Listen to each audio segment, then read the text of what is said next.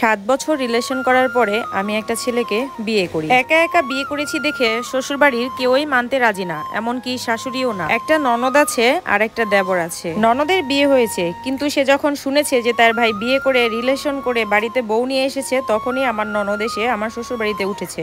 আমার শ্বশুরবাড়ির সবাই আমাকে অপমান করলো, আমার স্বামী কিন্তু আমাকে অনেক ভালোবাসে।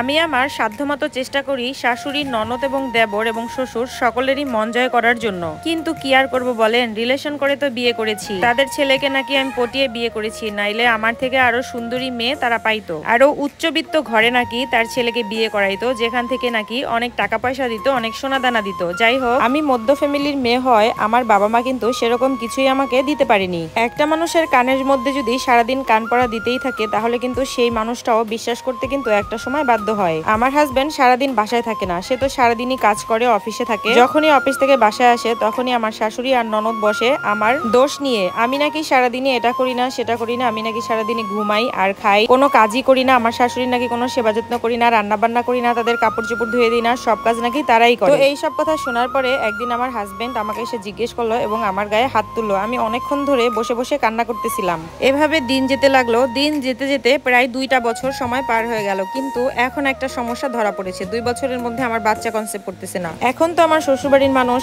আরো উত্তাপ শুরু করেছে। হ্যাঁ, এই বউয়ের বাচ্চা হবে না, এই বউকে তালাক দিয়ে দাও, এই বউ আর রাখা যাবে না, আমি তোমাকে আর একটা বিয়ে করাবো। এই সব কান পড়া শুধু আমার হাজবেন্ডের কানে দিতেই থাকে সারাদিনেই। একদিন আমার বাবা আসছে আমার শ্বশুরবাড়িতে আমাকে দেখার জন্য। আমার শাশুড়ি তো উঠানে নেমে আমার বাবাকে দেখে চরম অপমান করেছে এবং অনেক মন্দ কথাও বলেছে। তারপর আরো বলেছে আমার বাচ্চা হয় না, এরকমের একটা বাঞ্জা মেয়ে ধরিয়ে দিয়েছে তার ছেলের হাতে, এই সেই আরো অনেক কথা। আমার হাজবেন্ড এতদিন পর্যন্ত কোনো কথা বিশ্বাস না করলেও এখন কিন্তু তাদের কথা বিশ্বাস করা শুরু করেছে। আমার হাজবেন্ড বাসায় আসলে আমার শাশুড়ি কান্নাকাটি শুরু করে দেয়, না কান্না। বলে, বাবা তুই তো আমার একটাই ছেলে, তোর যদি কোনো বাচ্চা কাচ্চা না হয় তাহলে তো আমার সংসারে বাতি জ্বলবে না, এই ঘরে বাতি দেওয়ার মতো কেউ থাকবে না, আরো অনেক অনেক কথা। আর আমার ননদের কথা আর কি বলবো, শ্বশুর বাড়ি রেখে তো বাপের বাড়িতে এসে পড়ে রয়েছে সে নিজে, অথচ আমাকে অত্যাচার করে, আমাকে কথা শোনায় আর আমাকে দিয়ে সব কাজ করায়। কি আর বলবো, অনেকবার ওর হাজবেন্ড নিতে আসলেও ও কিন্তু যায়নি, কারণ ওর শ্বশুর বাড়ির মানুষ নাকি ওকে দিয়ে অনেক কাজ করায়। এই জন্য ও শ্বশুর বাড়িতে থাকবে না, ও বাপের বাড়িতেই থাকবে। তো যাই হোক, অনেক ডাক্তার দেখানোর পরে তারপরেও কিন্তু আমার বেবি কনসেপ্ট করে নাই। আর এদিকে এখন আমার হাজবেন্ডেরও অত্যাচার শুরু হয়ে গেছে।